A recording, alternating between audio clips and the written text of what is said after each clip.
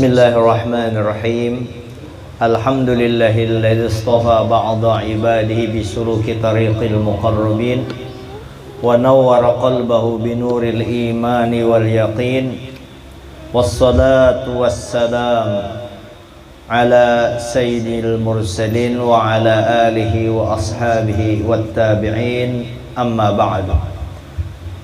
فأقول في قوله تعالى سبحانك لا علم لنا إلا ما علمتنا إنك أنت العليم الحكيم ولا حول ولا قوة إلا بالله العلي العظيم رب اشرح لي صدري ويسر لي أمري واحلل عقدة من لساني يفقهوا قولي.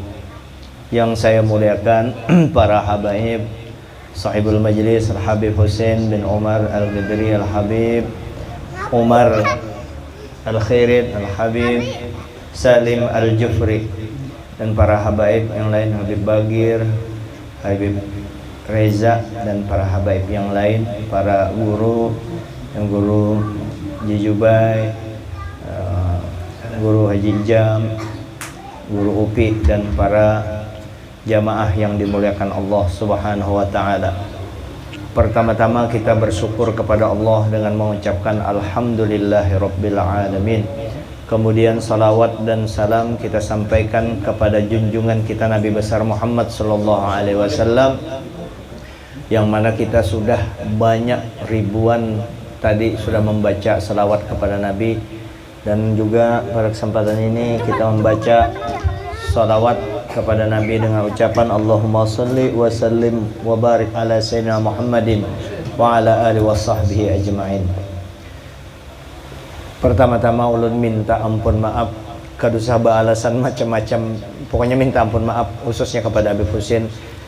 Jarang mendampingi beliau malam Selasa itu ya, kadusa alasan, kada datang sudah alasan, kada pakai alasan, memang kada hadir, yaitu aja minta ampun maaf dipakai sampai kitab ini anak berdebu, minta ampun maaf, minta redha bipai.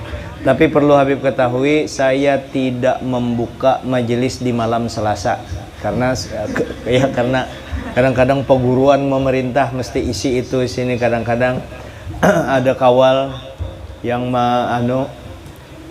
kawal yang mesti ya macam-macam, yang lainnya banyak yang kada hadir karena nafsu, itu aja sudah selesai urusannya. Kita menyambung malam ini, minta ampun. Untung yang pengasuh majelis ini betul-betul lapang dadanya lawan ulun, artinya wali Allah Ta'ala nya Habib Pang.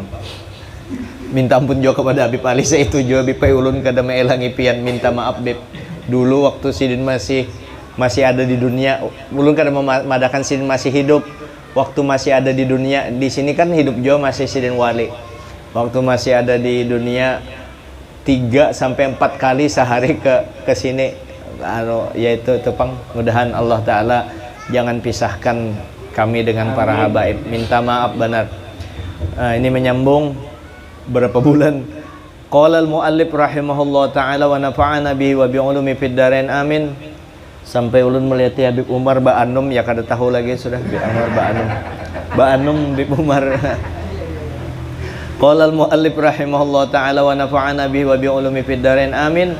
Adapun karena hasadmu itu tiada memberi mudarat atas orang yang engkau hasadkan akan dia itu di dalam dunianya dan di dalam agamanya, maka yaitu karena nikmat itu tiada hilang daripadanya, sebab dengan hasadmu itu akan dia itu. Jadi kita iri dengki dengan orang, kita hiri dengan orang, kada bakalan merusak apa yang ada dunianya itu dan akhiratnya. Jadi pehirian itu memang kada ada manfaatnya. Dan demikian lagi tiada memberi mudarat akan dia di dalam agamanya dengan sebab hasadmu akan dia itu, karena tiada ia dapat dosa dengan sebab hasadmu itu akan dia itu, tetapi engkau yang dapat dosanya itu. Jadi hiri tadi, apa itu hiri? Tidak enak melihat kesuksesan orang lain, atau tidak enak, tidak senang orang lain dapat nikmat. Siapa yang tidak kita senangi itu adalah orang yang sama-sama profesinya dengan kita, guru sama guru, murid sama murid, kaum sama kaum, tukang gendang sama tukang gendang, ya sejenis semuaan itu bisa bihirian kalau kada dapat petunjuk daripada Allah. Makanya kita minta kepada Allah perlindungan dari sifat hasad ini. Jadi kalau kita hasad kepada orang, tidak bakalan merusak agamanya, tidak merusak dunianya, dan tidak maulah orang yang dihasati itu berdosa. Yang ada kita aja yang menjadi dosa. Dosanya itu tidak tanggung-tanggung. Dosanya itu sampai menghapuskan amal ibadah kita. 25 tahun kita beribadah, lalu ada sifat iri dengki tadi. 25 tahun juga habis amal ibadah kita, terbakar seperti kayu kering yang dibakar api. Itulah daripada hasad. Pesan Habib Hasan Baharun, kalau ada orang hasad dengan kita, biarkan aja, karena pengaruh juga. Biarkan, jangan digaduhi. Itu ibarat per, ujar Habib Hasan. Kita kan orang hasad tidak senang kepada kita itu ingin menekan kita. Ditekan kita pernya, apalagi pernya kuat. Per baja, tekan aja. Biarkan sampai kapan dia itu ujar Banjar itu panat. Dia akan capek sendiri, akan dilepas, pernya akan naik. Semakin kita dihasad, semakin kita akan dinaikkan. Ujar Abah Guru sekumpul, orang yang kada ketujuh lawan kita karena hiri tadi, lalu ditikinnya pakai gelombongan.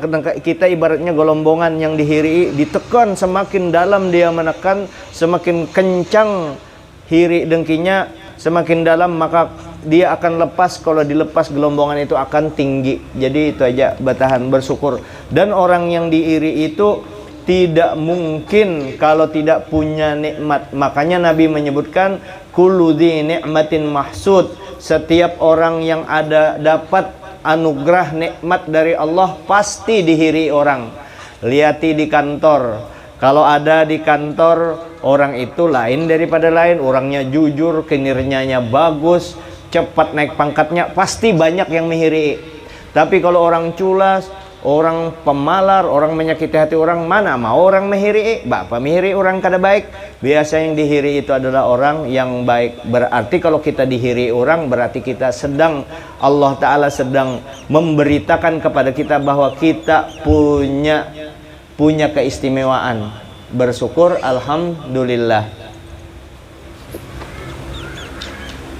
Kukira aja ini nangis. Adapun karena hasadmu itu memberi manfaat akan orang yang engkau hasad akan dia itu di dalam akhirat, maka ia itu adalah mazlum, yakni kena zolim daripadamu.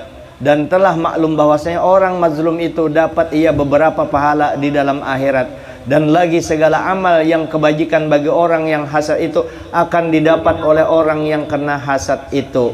Jadi kalau ikam dihiri orang, berarti kita mazlum, orang yang dianiaya. Kalau orang yang dianiaya, amal ibadah orang yang mihiri itu dioper kepada orang yang dihiri. Oh, berarti kita untung kalau dihiri orang, tapi jangan minta dihiri. Bahaya. Ujar Imam Syafi'i, penyakit itu masih dapat diharapkan sembuhnya. Tetapi ada penyakit yang sulit tidak diharap sembuhnya, yaitu penyakit hiri dengki kepada orang. Kalau ada hiri dengki itu, kecuali Allah Ta'ala sudah memberi. Karena hiri dengki itu adanya satu aja, supaya orang yang kita anu tuh celaka. Itu aja, maka penyakitnya kada ngalih diobati. Jadi kalau sudah ada orang hiri, kita dihiri orang, maka orang akan dapat pahala yang dihiri itu karena dia dizolimi. Karena orang hiri itu akan memfitnah, dan lain sebagainya. Maka akan dapat di dalam akhirat kelak. Dan lagi segala amal yang kebajikan bagi orang yang hasad itu akan didapat oleh orang yang kena hasad itu. Adapun keadaan hasadmu itu memberi manfaat bagi orang yang kena hasad di dalam dunia, maka yaitu bahwasanya tiap-tiap orang yang berseteru itu berkehendak menyakiti akan setrunya, dan adalah orang yang hasad itu senantiasa sakit hatinya itu, dan demikian itu